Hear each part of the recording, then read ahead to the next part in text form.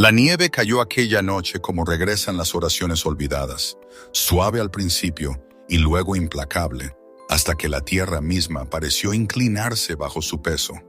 Cubrió el camino, borró el horizonte y envolvió las montañas en un silencio tan profundo que parecía intencional. Santiago estaba de pie afuera de su cabaña, con el abrigo bien apretado contra el pecho, observando cómo su aliento aparecía y desaparecía en el aire helado. 30 años le habían enseñado a resistir, pero no a pertenecer. Vivía solo porque la soledad hacía menos preguntas, porque la tierra nunca juzgaba la forma de su silencio. Sin embargo, aquella noche, mientras la tormenta arañaba los troncos y la oscuridad se acercaba más y más, sintió el viejo dolor despertar otra vez, ese que le recordaba que seguía siendo humano, que aún era capaz de desear algo más que sobrevivir. No sabía entonces que la tormenta no había llegado para enterrarlo, sino para entregarle un nuevo comienzo. La vio primero como un movimiento, una frágil rebeldía atravesando el vacío blanco. Al principio pensó que era solo el viento jugando con la nieve, pero la figura volvió a moverse, firme, deliberada, humana. Una mujer caminaba sola en medio de la tormenta. Su cuerpo se inclinaba hacia adelante, no por debilidad, sino por cálculo, eligiendo cada paso con cuidado. Llevaba un pequeño bulto apretado contra el pecho, envuelto en una tela gastada, como si fuera lo último cálido que quedaba en el mundo. Algo se agitó en el pecho de Santiago, algo agudo y desconocido. Antes de poder medir el riesgo o recordar sus razones para mantenerse distante, su voz salió por sí sola.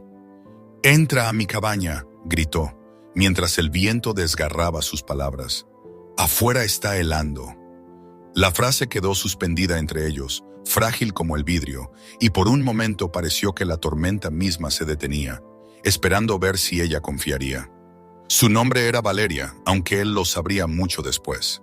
En ese instante, era solo una mujer que había aprendido demasiado pronto que la amabilidad muchas veces viene disfrazada de obligación.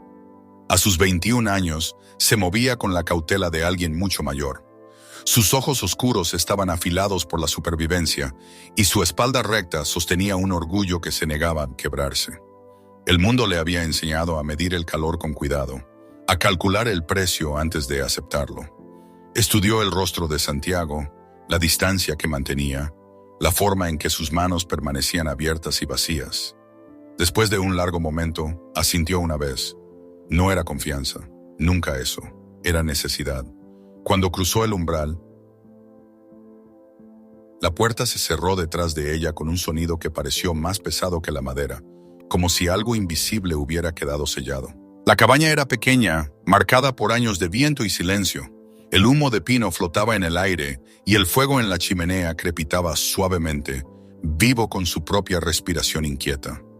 Valeria se quedó cerca de la puerta al principio, su cuerpo preparado para escapar, mientras Santiago se daba la vuelta para atender la tetera, ofreciéndole el tipo de espacio que no exige gratitud.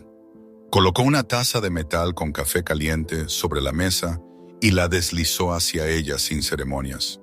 No era una oferta ni un favor, solo un hecho, y eso la inquietó más de lo que el calor podría haberla tranquilizado. Cuando envolvió la taza con sus manos, la luz del fuego iluminó el borde de su bulto, y pequeños fragmentos de metal brillaron tenuemente. Esa misma mañana, el pueblo le había recordado a Valeria quién creían que era. Había estado cerca de la cantina, colocando sus joyas sobre una caja de madera. Collares y pulseras hechos con engranajes de relojes rotos, resortes doblados y fragmentos descartados que otros habían considerado basura. Las piezas tintineaban suavemente mientras las acomodaba, pero nadie se detenía. Las miradas pasaban de largo como si ella fuera parte del clima, incómoda, inevitable e indigna de atención. Un hombre soltó una risa sin humor y murmuró algo sobre las chicas que venden baratijas para ocultar su vacío. Valeria dobló su tela con manos firmes, negándose a permitir que aquellas palabras definieran su valor. Santiago también había estado allí, con el sombrero inclinado hacia abajo, eligiendo la distancia en lugar de la decencia. Se había dicho a sí mismo que era más seguro no ser visto. El recuerdo ardía ahora mientras la observaba sentada junto a su fuego, y la vergüenza se deslizó dentro de él en silencio, como siempre lo hace cuando llega demasiado tarde. La tormenta no cedió, y tampoco el silencio entre ellos. Después de un rato, Valeria abrió su bulto y comenzó a reparar un collar roto. Sus dedos se movían con paciencia aprendida. Trabajaba como alguien que confía más en el proceso que en las promesas, creando belleza a partir del daño sin quejarse. Santiago partió leña y luego partió más, dejando que el ritmo mantuviera sus pensamientos en orden. Hablaron en fragmentos, sobre el frío, sobre los caminos que permanecen abiertos cuando otros se cierran, sobre cómo el invierno te enseña lo que realmente necesitas. Cada frase era colocada con cuidado, probada por su peso, lista para ser retirada si amenazaba algo frágil. No hubo confesiones ni verdades repentinas, solo el lento descubrimiento de que ninguno de los dos estaba siendo obligado a desaparecer. Los días pasaron. La nieve se acumuló contra las ventanas hasta que la cabaña pareció el centro del mundo. Valeria se quedó, no porque se lo pidieran, sino porque la tormenta lo exigía y el espacio lo permitía. Cada mañana barría el suelo, no para ganarse su lugar, sino para marcarlo. Santiago aprendió a compartir su mesa sin contar lo que podría perder. La observaba tararear mientras trabajaba, un sonido suave que llenaba rincones que había olvidado que existían, y ella lo observaba reparar herramientas con un cuidado que lo sorprendía incluso a él. Durante esos días, el pueblo se volvió un recuerdo distante, su juicio suavizado por la distancia y la nieve.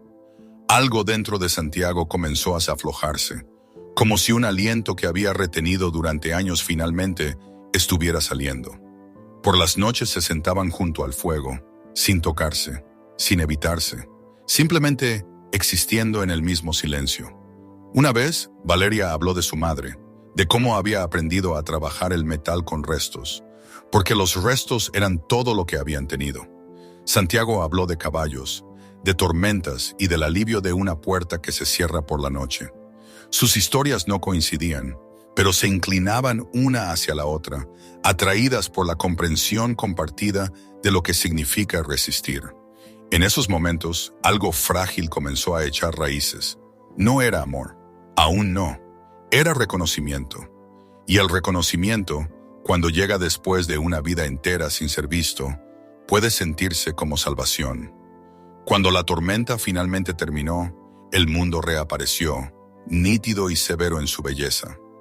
La nieve brillaba bajo un sol pálido y el camino volvió a mostrarse como una pregunta esperando respuesta.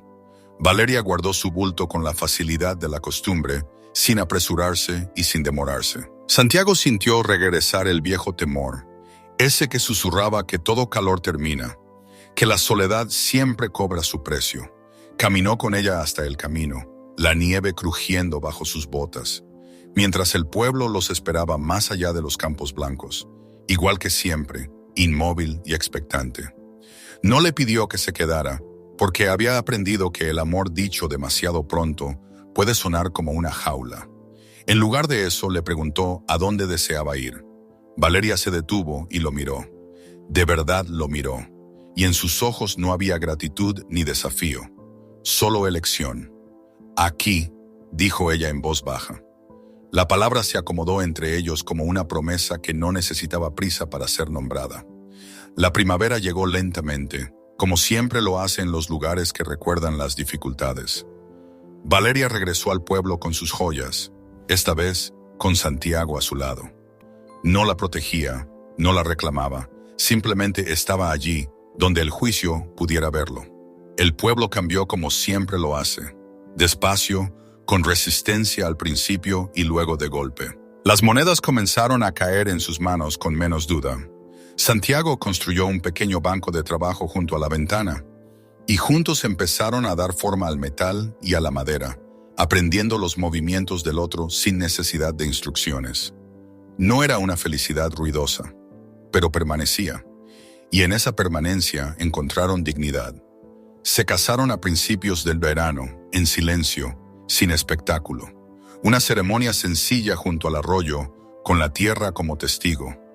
Valeria llevaba un collar hecho por ella misma, movimiento transformado en quietud. Las manos de Santiago temblaron al colocarle un anillo que no tenía peso, salvo el del significado. No hubo aplausos ni espectadores, solo el sonido del agua corriendo sobre las piedras y el viento moviendo la hierba. Y eso fue suficiente.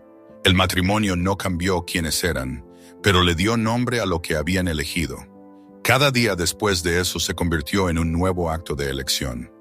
Años más tarde, cuando pienso en aquel invierno, no recuerdo la tormenta. Recuerdo la puerta, cómo se abrió y cómo permaneció abierta. Recuerdo a dos personas que aprendieron la vergüenza antes que la bondad, eligiendo el calor sin pedir permiso al mundo. Si hay una lección en su historia, es esta. La dignidad no se regala. Se construye en silencio por aquellos que se niegan a desaparecer.